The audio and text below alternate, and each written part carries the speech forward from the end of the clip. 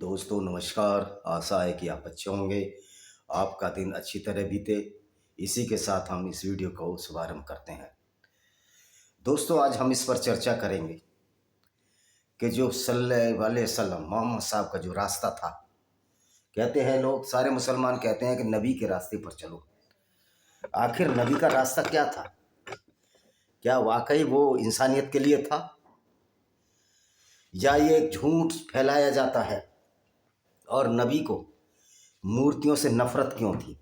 मूर्ति पूजा से नफरत क्यों थी मोहम्मद साहब को? इनको साहब कहने में तो मुझे थोड़ी जबान लड़खड़ाती है, क्योंकि इसका कोई कार्य ऐसा नहीं था पैगंबर का जो इंसानियत के लिए हो। तो आज इसी पर चर्चा करेंगे। जो मौलाना ये कहते हैं कि इस्लाम में तो किसी धर्म स्थल को तोड़कर मस्जिद बनाना हराम है, मैं उनसे पूछना चाहता हूँ, कौन सी किताब में लिखा हुआ है कि दूसरों के धर्म स्थल को तोड़कर मस्जिद बनाना हराम है? एक भी आयत ऐसी नहीं है जिसमें ये कहा जा सके कि किसी के धर्म स्थल को तोड़कर बनाना हराम है। बल्कि इस्लाम ही तो ये आज्ञा देता है कि दूसरों के धर्म स्थलों को तोड़कर उस पर मस्जिद की तिमारी कर दो, क्योंकि ये दुनिया अल्लाह का घर है। इस दुनिया पर अल्लाह का अधिकार है। ये अलग बात है, वो अल्लाह काल्पनिक है, झूठ है, वास्तविक नहीं है। क्योंकि एक तरफ जब कुरान में ये अल्लाह कहता है कि मैंने पूरी दुनिया बनाई है, तो पर यही अल्लाह उन्हीं मूर्ति पूजकों को जहन्नुम या नरक में डालने की बात क्यों करता है? तो अल्लाह के नाम पर जो काल्पनिक चीज़ गढ़ी गई, जिसका नाम इस्लाम है, मूर्तियों से इतनी नफरत इनको क्यों है? इसमें आपको मोहम्मद साहब का गणित समझना होगा, उनकी साइकोलॉजी समझनी होगी, उनकी कुंठा को समझना होगा। विदित होना चाहिए कि मक्का में भी 360 मूर्तियां थी, काबा जिसको काबा कहते हैं, और उसका प्रबंधन खुद मोहम्मद सल्लल्लाहु अलैहि वसल्लम, हजरत मोहम्मद के पिता के भी पिता यानी इनके दादा अब्दुल मुत्तलिब उसका प्रबंध किया करते थे। और जब कोई राहगीर आता था, खाने पीने और ठहरने के लिए जो स्थान नियत कर रहे थे, उनकी व्यवस्था का सारा प्रबंध वो करते थे। गो कि उसके लिए पैसा जरूर लिया जाता होगा, लेकिन सारा प्रबंध के खाने पीने की व्यवस्था इनके दादा अबू मुतालिब करते थे। उसके बाद ये कार्य इनके चाचा अबू तालिब के पास आया। अबू तालिब वही थे जिनकी लड़की उम्मा हानी, जिससे मोहम्मद साहब प्यार किया करते थे, लेकिन अबू तालिब ने अपनी बेटी का हाथ मोहम्मद को देने से इसलिए इनकार कर दिया कि मोहम्मद के वो कमाते धमाते कुछ नहीं थे और इधर उधर फिजूल की बातें किया करते थे। तो और मज़े की बात है, जिस चाचा ने इनको पाला पोसा, उन्हीं के लिए मोहम्मद ने बोल दिया कि वो मुसलमान नहीं बने थे, इस्लाम में नहीं आए थे, इसलिए भी वो नरक में होंगे। तो ये सारा खेल मोहम्मद साहब का चलाया हुआ है, जिसमें कि उन्होंने सारी ऐसी आयतें गढ़ी जिससे कि पूरी दुनिया का बहुत बड़ा लॉस हुआ। आज अगर कोई दोषी है, सबसे बड़ा दोषी है हिटलर के बाद, हिटलर से भी पहले जो सबसे बड़ा दोषी है वो प्रॉफेट मोहम्मद साहब हैं, जिनकी वजह से इतनी कत्लो गारत आज पूरी दुनिया में चल रही है। भारत में भी आप मूर्ति तोड़ने पर आते हैं। सबसे पहले स्पेन में इन खलीफा सेना ने, जो तुर्की का था, शुरुआत इनकी देखिए इस्लाम का फैलाव किस तरह हुआ।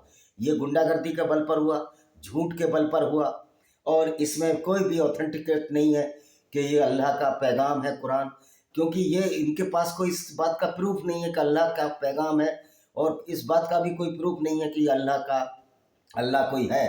हम भी मानते हैं कोई ईश्वर है, लेकिन हमने उसको देखा नहीं, तो हम उसको डिनाई भी नहीं कर सकते, हम उसको रिफ्यूट भी नहीं कर सकते, और हम उसको पर यह भी नहीं कह सकते कि वास्तव में कौन सी वैसी ताकत है। हमने तो उसको पहचाना नहीं। दुनिया तो चल रही है, लेकिन इन्होंने दावे से कह दिया अल्लाह ही वो ताकत है जो दुनिया को बनाने वाली है। तब हम इनसे एक सवाल करते हैं मौलानाओं से, अगर दुनिया को बनाने वाली ताकत अल्लाह है, तो पूरी दुनिया को दो हिस्सों में क्यों बांटा? इसने काफिर और गैर मुस्लिम, जिनको गैर मुस्लिम कहते हैं, और ये काफिर शब्द का अर्थ भी मौलाना झूठ बोलते हैं। काफिर शब्द का अर्थ है जो कि इस्लाम की बातों को ना माने, कुरान, मोहम्मद, मिखाइल, जिब्राइल और इस्लाम को और अल्लाह को ना माने, वो काफिर है। ये लोग बेवकूफ़ बनाया करते हैं। मौलाना साजिद रशीदी भी बेवकूफ़ बनाते हैं। काफिर का मतलब नास्तिक होता है। यानी जो किसी को भी नहीं मानता। पहली बात तो यह है, काफिर का मतलब नास्तिक नहीं होता, बल्कि नास्तिक भी इस्लाम के अनुसार काफिर माने जाते हैं, क्योंकि जो अल्लाह को नहीं मानता वही काफिर है। तो ये कहकर उन्होंने ये बचने की कोशिश की कि हिंदुओं को काफिर नहीं माना जाता। एक मूर्ख ध्रुव राठी है, वो कहता है हिंदुओं का जिक्र इस कुरान में नहीं आया है। रे मूर्ख, मैं तेरे से पूछना चाहता हूँ कि मोहम्मद साहब की बुद्धि उतनी बुद्धि थी जितने के कुएं के मेंढक की थी। अरब को ही पूरी दुनिया वो समझता था, वो व्यक्ति जो अपने आप को रसूल कहता था। तो हिंदुओं का जिक्र कैसे होता जब मोहम्मद को पता ही नहीं है हिंदू है वहाँ। लेकिन चूंकि वहाँ मूर्ति पूजक रहते थे, बहुदेववादी रहते थे, पैगान्स जिनको कहा जाता है काबा में, और मोहम्मद की बातों का वो विरोध किया करते थे। इसलिए मोहम्मद ने जब मक्का पर 630 ईस्वी में फतेह की तो उन्होंने सारी मूर्तियों को तोड़ दिया और कह दिया जो काफिर है, जो मूर्ति पूजक है, निचले दर्जे के, गलीच है, गंदे हैं, नजस हैं। तो ये जो ध्रुव राठी जैसे लोग, राम पुनियानी जैसे लोग लोगों को बेवकूफ़ बनाने की कोशिश कर रहे हैं। हम ध्रुव राठी को और राम पुनियानी को डायरेक्ट चैलेंज देते हैं कि सामने आके आमने सामने बहस करें। हम ये साबित कर देंगे कि जो भी गैर मुस्लिम है, इस्लाम के हिसाब से जो भी गैर मुस्लिम है, चाहे वो ईसाई हो, यहूदी हो, हिंदू हो, वो काफिर है। और मज़े की बात है, जो पीपल ऑफ बुक है, जिनका कुरान में जिक्र हुआ है सूरा अल बकरा चैप्टर 2 में कि यहूदी और नसाराओं को मित्र ना बनाओ, तो वो तो पीपल ऑफ बुक है। उनसे तो जजिया, गुंडा टैक्स वसूल करके उनकी जान की बख्शी दी जा सकती है। तीसरे साबरी थे जो पीपल ऑफ बुक्स हैं, जिनका कुरान में जिक्र आया है। लेकिन जिनका कुरान में जिक्र ही नहीं आया, जैसे हिंदू हैं, यजीदी और बहुत सारे धर्मों वाले लोग, ईसाई और यहूदी और सामरियों को छोड़कर, वो तो निचले दर्जे के नीच और मूर्ख हैं। उनको तो हर तरह से नेस्तनाबूद करना है, बुनियाद ख़त्म करना है। और मूर्तियां तोड़ने का उद्देश्य यही था मोहम्मद साहब का, क्योंकि वहाँ मूर्ति पूजक थे। 630 में इसने मोहम्मद ने सारी मूर्तियां तोड़ दी। तो भाई अब अल्लाह इतना पावरफुल है तो उसको मूर्तियों से क्या डर लगता है।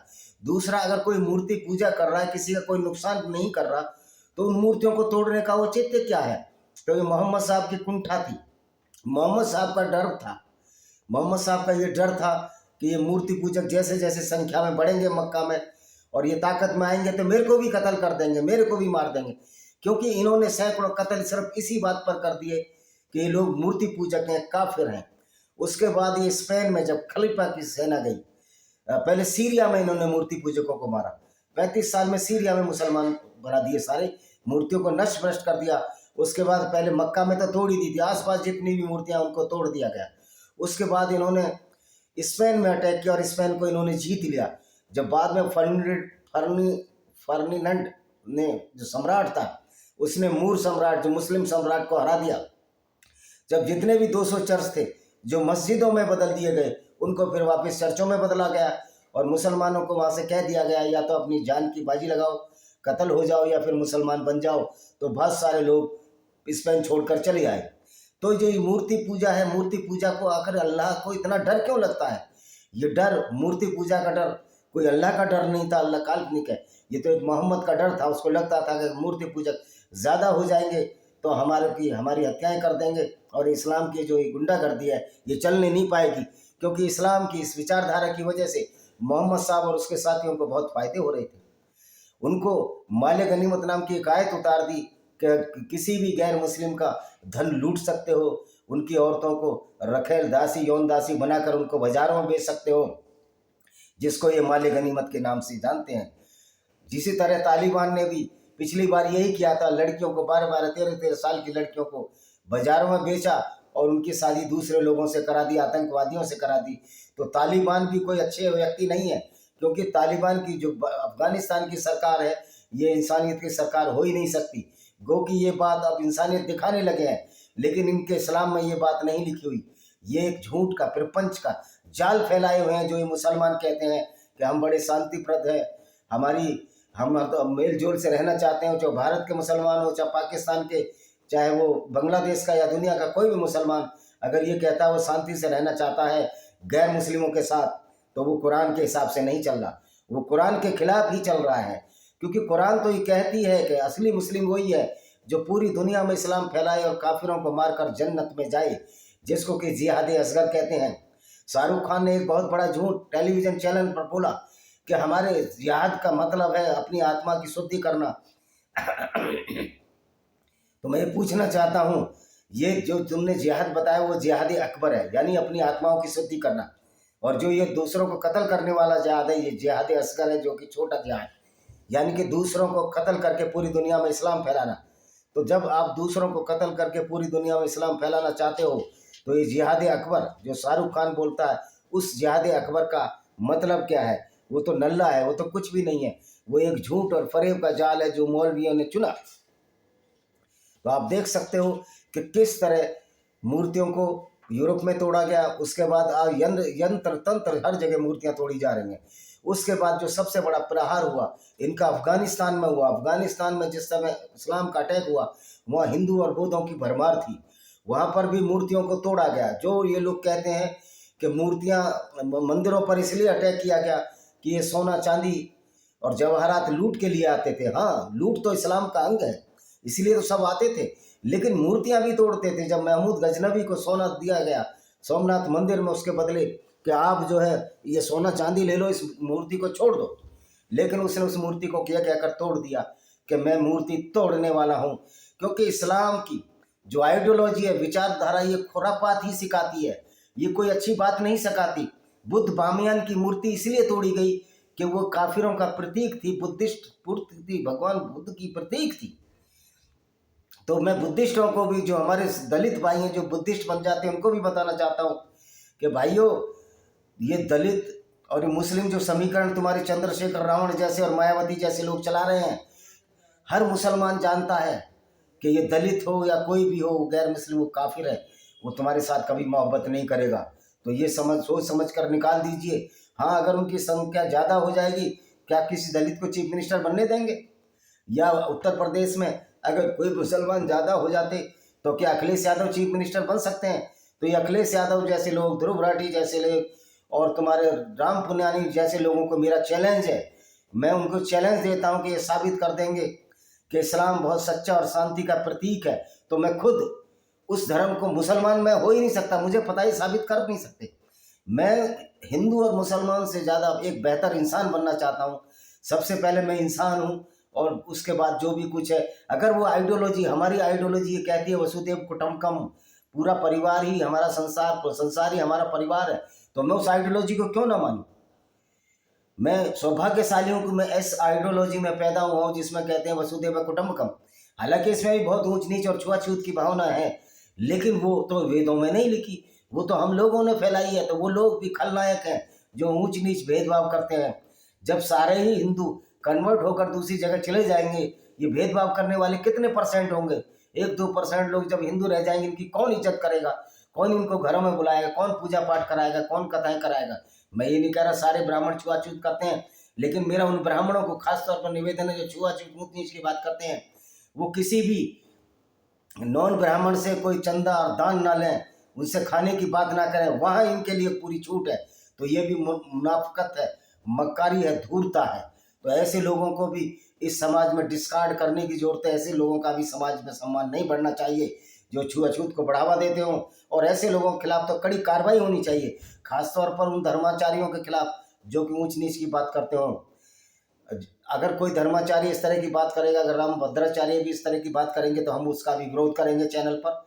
तो मैं कहने का मतलब है कि जब ये इस्लाम में जो मूर्तियाँ तोड़ी गई, वो सिर्फ इसलिए तोड़ी गई कि इस्लाम में ये इजाज़त थी कि जितना दूसरों को सताना है वो सताओ, और वो लूट पाट के माल की तो पूरी छूट मिली थी, और जो लूट का पूरा हिस्सा था वो 20% मोहम्मद साहब को दिया जाता था। इसके बारे में एक आयत है, 20% उन सैनिकों में बांट दिया जाता था जो मोहम्मद साहब के साथ जाते थे, 20% उन गरीब लोगों को, मुसलमानों को दिया जाता था जो कि गरीब होते थे, मिस्कीन होते थे, विधवा, अपंग होते थे।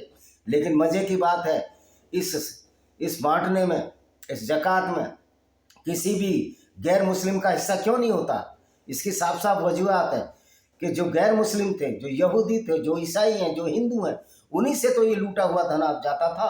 तो यानी कि आप गैर मुस्लिमों से धन लूट कर गरीब मुसलमानों में बांटते थे। तो इसलिए इस्लाम में किसी भी गैर मुस्लिम को कोई भी फायदा पहुंचाने की बात नहीं है। गो कि बहुत से मुसलमान भी मंदिरों को चंदा देते हैं, दान देते हैं, ये उनका महान और बड़प्पन है। वो पैगंबर मोहम्मद से बहुत अच्छे हैं, उनकी विचारधारा पैगंबर से भी महान है। मैं चाहता हूँ हर मुसलमान पैगंबर से महान बने और मोहम्मद की उन बातों को ना माने जो कि दुनिया में झगड़े कराती हैं, दंगे कराती हैं। दुनिया में, पूरी दुनिया में आज जो हिंसा का वातावरण देख रहे हो, इसकी जड़ में वो इस्लाम की वो शिक्षाएं हैं। जो लोग कहते हैं कि इस्लाम में शांति है, तो एक भी आयत चैलेंज करके मैं बताता हूँ, ऐसी कोई इस्लाम में बता दो जो गैर मुस्लिमों के फायदे की हो और पूरी इंसानियत की भलाई की हो। अपने लिए तो अब ये कहते हैं लकुम दीन वलिया दीन, यानी तुम्हारा दीन तुम्हारे लिए, हमारा दीन हमारे लिए। तो ये जब है जब मोहम्मद साहब को समझाया गया कि आप ये रास्ता छोड़ दो लड़ाई झगड़े का, लेकिन मोहम्मद साहब को तो चुल्ली उठी हुई थी कि मुझे तो खलीफा, मुझे तो पैगंबर बनना। उन्होंने कहा नहीं, फिर ये आयत उन्होंने लकुम दीन वलिया दीन, तुम्हारा दीन तुम्हारे लिए, हमारा दीन हमारे लिए। जब ये आयत उतरी तो मोहम्मद की एरोगेंसी देखिए, उसके बाद भी गैर मुस्लिमों को फिर क्यों कत्ल किया जाता रहा। अगर तुम्हारा दीन तुम्हारे लिए, हमारा दीन हमारे लिए है, तो फिर क्यों ऐसी ऐसी आयतें लाई जिसमें गैर मुस्लिमों को कत्ल करने की बात हुई। इससे साबित होता है कि जब मोहम्मद साहब का एक डबल स्टैंडर्ड था, दोहरा चरित्र था, वो कहते कुछ थे और करते कुछ थे, और अपनी परिस्थिति के हिसाब से अपने फायदे के लिए नई नई आयतें उतार लेते थे। तो महमूद गजनवी और मोहम्मद गोरी आए, वहाँ मूर्तियों को, भारत में मूर्तियों को इसलिए तोड़ा गया क्योंकि किसी भी मूर्ति को तोड़ने से, किसी भी काफिर को कत्ल करने से इनको जन्नत यानी स्वर्ग का रास्ता नज़दीक पहुंचता है। तो अब ये बताइए मूर्तियों में ऐसी क्या बात है। और मैं ये पूछना चाहता हूँ सारे मुसलमान कलाकारों से दुनिया के, अगर आप इतनी ही मूर्ति पूजा के विरोधी हो तो दादा साहब फाल्के अवार्ड में भी एक मूर्ति होती है, उसको आप क्यों लेते हो। और तुम्हारा उसमें पद्म भूषण, पद्म विभूषण, भारत रत्न, सब में छोटी छोटी मूर्तियां होती हैं, मोनोलोग होते हैं। और ये जितने भी मुसलमान खिलाड़ी हैं, इनसे पूछना चाहता हूं कि अर्जुन अवार्ड में भी मूर्तियां होती हैं, फिर आप ऐसे अवार्ड क्यों ग्रहण करते हो। क्योंकि अब ये कहेंगे हम तो मूर्ति पूजा नहीं करते, मूर्तियों से हमें नफरत नहीं है। वो भाई साफ साफ लिखा हुआ है मूर्तियों को तोड़ना है आपको, किसी भी तरह की मूर्तियां तोड़ना हो। बामियान में भगवान बुद्ध की प्रतिमा भी आपने इसलिए तोड़ी, और सारी मूर्तियों को आप इसलिए तोड़ते हो कि क्योंकि मूर्ति है। अच्छा, मूर्ति पूजकों को तो कत्ल करना ही है और मूर्तियों को भी तोड़ना है। तो फिर मूर्ति तो अर्जुन पुरस्कार में भी है, आप उसको मत लीजिए। जब मूर्तियों से इतनी ही नफरत है तो आप अपनी फोटो क्यों छपाते हो। आप अपने घरों में अपने दादा पोतों की फोटोआं क्यों रखते हो। तो ये जो दोहरा चरित्र है, ये जो धूर्तता है इस्लाम में, इसलिए आई कि मोहम्मद साहब खुद इस धूर्तता का परिचालक थे। मोहम्मद साहब ने खुद इस तरह की बातें फैलाई जिससे कि पूरी दुनिया में डिस्टरबेंस हो गया। फिर स्टैचू ऑफ लिबर्टी है, उस वहाँ भी लगी हुई है। तो मूर्तियाँ तो सौंदर्य का प्रतीक होती हैं। अब जो लोग मूर्तियों को तोड़े, अच्छा जो मूर्ति पूजा कर रहा है उससे किसी का नुकसान तो नहीं हो रहा। और हिंदू भी जानता है कि मूर्ति में ताकत नहीं है, लेकिन वो कंसंट्रेशन बिंदु है। अगर वो हनुमान को पूजा कर रहा है, हनुमान कैरेक्टर है, राम के अवशेष मिल गए हैं, कोई झूठ बातें हैं क्या।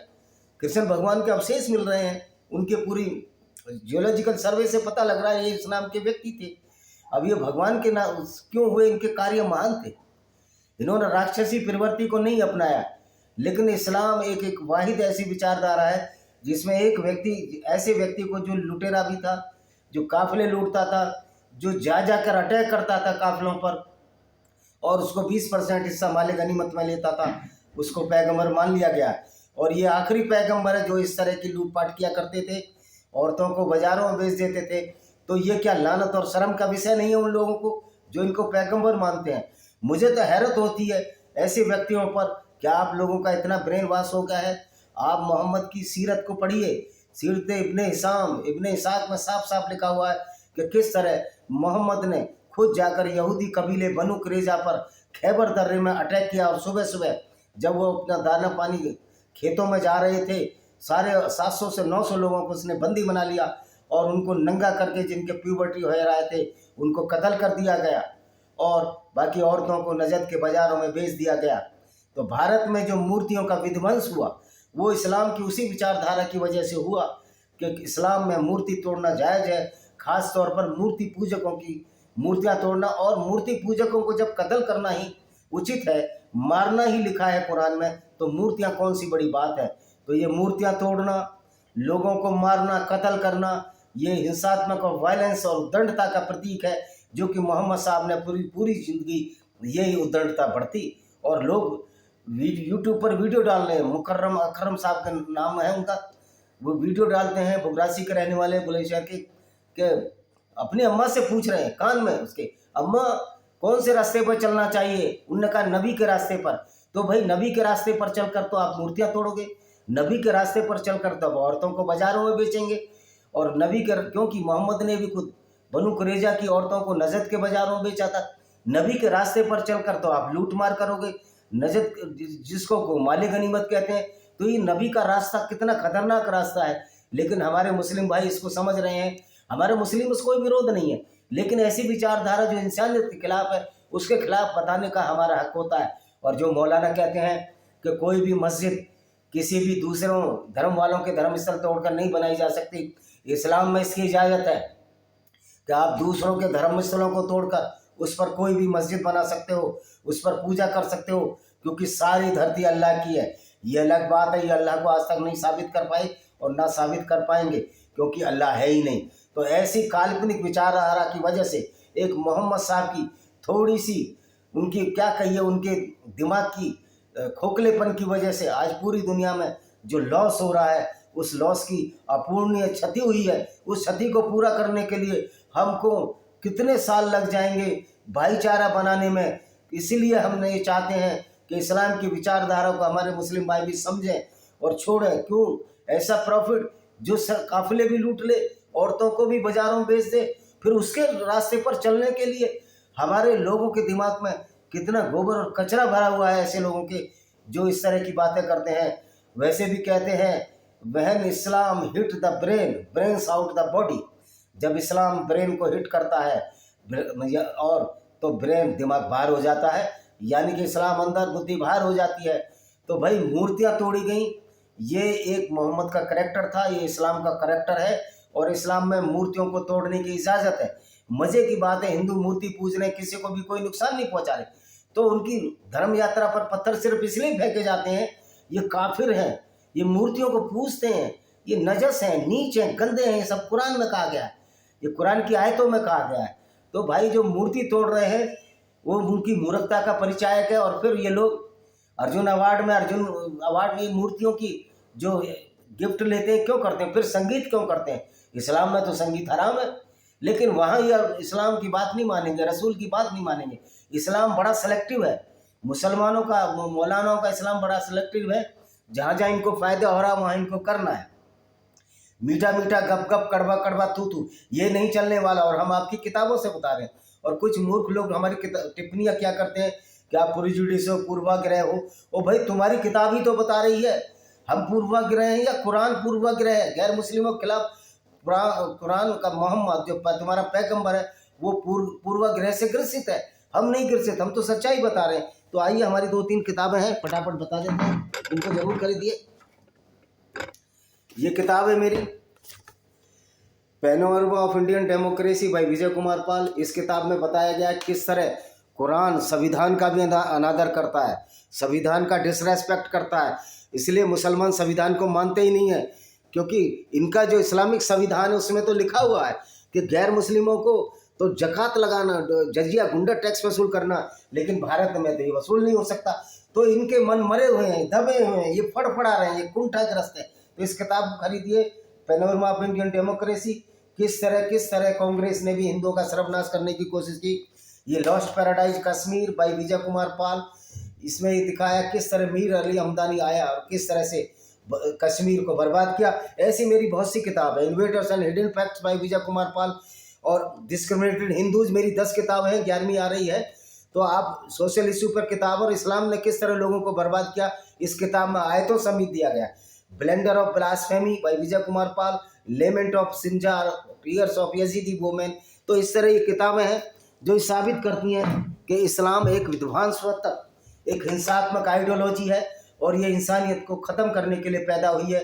मोहम्मद साहब को पैगंबर मानने वालों को समझना चाहिए, क्या पैगंबर का करैक्टर ऐसा होना चाहिए कि वो काफिले लूटता फिरे, वो इस तरह की आयतें लाए जिससे पूरी दुनिया कत्ल हो जाए। अल्लाह के नाम से ही अगर आयतें लाई तो ये अल्लाह तो बड़ा बेकार आदमी है। तो ऐसे अल्लाह को हम क्यों ना रिफ्यूट करें। तो इस तरह का दुनिया को बनाने वाला, सृजन करता, तो दो हिस्सों में दुनिया बांट ही नहीं सकता। तो ये अल्लाह भी मोहम्मद का बनाया एक काल्पनिक चीज था। और इस्लाम में मूर्ति तोड़ने की साफ साफ इजाजत है, लूटने की इजाजत है। तो जो ये कहते हैं हिंदुओं का जिक्र नहीं आया, ध्रुव राठी, लेकिन मूर्ति पूजकों का तो जिक्र आया है। तो मैं सबको चैलेंज करता हूँ कि मेरे सामने बहस करें, राम पुनियानी जैसे लोग, हम साबित कर देंगे इस्लाम एक मोहम्मद द्वारा चलाई गई हिंसात्मक विचारधारा है। इसका कोई भी अध्यात्म से लेना देना नहीं, अल्लाह इन्होंने अपने आप गढ़ लिया है। इसी के साथ इस वीडियो को विराम देता हूँ। वंदे मातरम, जय हिंद, आपका दिन शुभ हो। भाई चैनल को सब्सक्राइब तो कर दिया करो यार, हमारे अभी 323 हुए, लोगों के लाखों हो जाते हैं। मैं तो कोई गलत भी नहीं बता रहा, इसमें बता रहा हूँ। और हमारे मुसलमान से तो कोई देशभाव नहीं है, वो तो हमारे भाई हैं, पर उनको समझाना है कि आप किस तरह की गलत आइडियोलॉजी का प्रचार प्रसार करते हो।